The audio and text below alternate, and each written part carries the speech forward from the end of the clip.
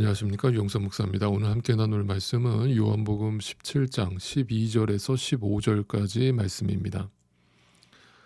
오늘은 다소 좀 엉뚱한 질문을 던지면서 시작을 해보겠습니다. 여러분, 신앙은 삶에 도움이 되는가? 라고 하는 질문입니다. 아마도 많은 분들은 신앙이 삶에 도움이 된다라고 생각을 하실 겁니다. 그래서 오늘도 하나님이 기적적으로 내 삶에 개입하셔서 병도 고쳐주시고 어떤 문제도 해결해 주시고 나에게 이 땅에서의 복을 허락해 주시는 그런 신앙생활을 기대하고 믿고 계실 것입니다. 그런데 그 대답은 어떤 부분에서는 맞고 어떤 부분에서는 틀립니다.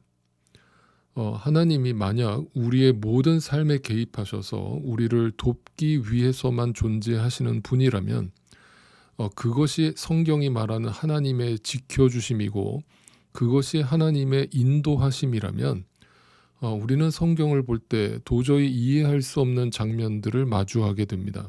왜 하나님은 신실한 예수님의 제자들을 모두 순교의 길로 이끄셨는가 하는 것입니다. 왜 하나님은 그 신실한 종이었던 사도 바울을 그렇게 쓸쓸하게 고독하게 감옥에서 최후를 맞이하게 내버려 두셨는가 하는 것입니다. 왜 하나님은 초대 기독교인들이 로마 황제 네로에 의해서 온갖 핍박을 받아서 사자밥이 되고 화형을 당할 때 철저하게 침묵하셨는가 하는 것입니다. 그러니까 만약 이 모든 성경의 이야기를 그러한 인간적인 시선으로 읽는다면 하나님을 열심히 믿어도 내 삶은 전혀 나아지지 않는구나.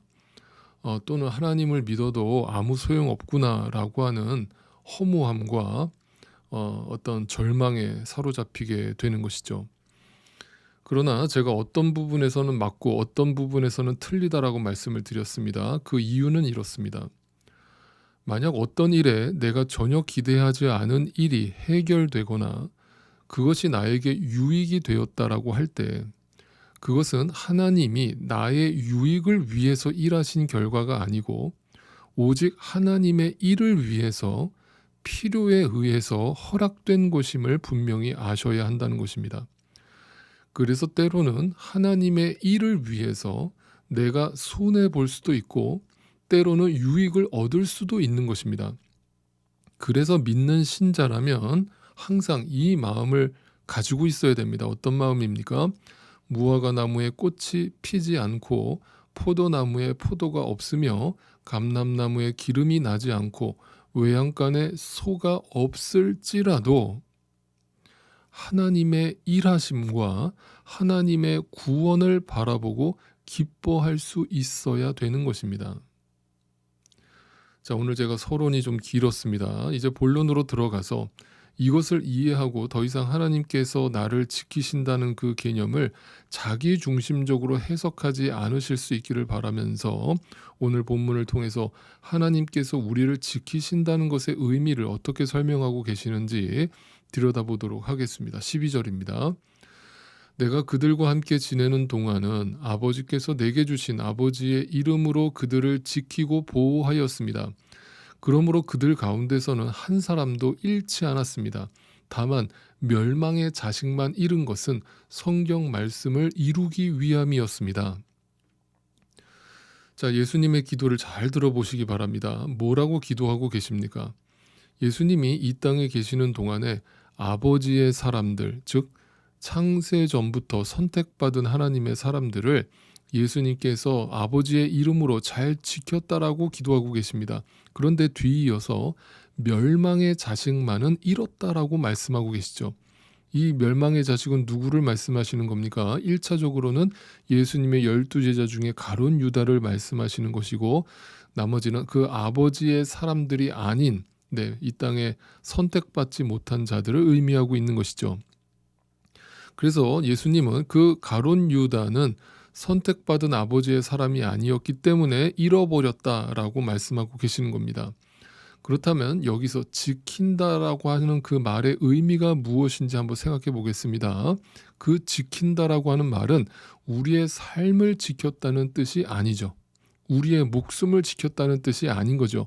여기서 지켰다라고 하는 그 말의 의미는 우리의 믿음을 지켰다라는 말씀이 되겠죠.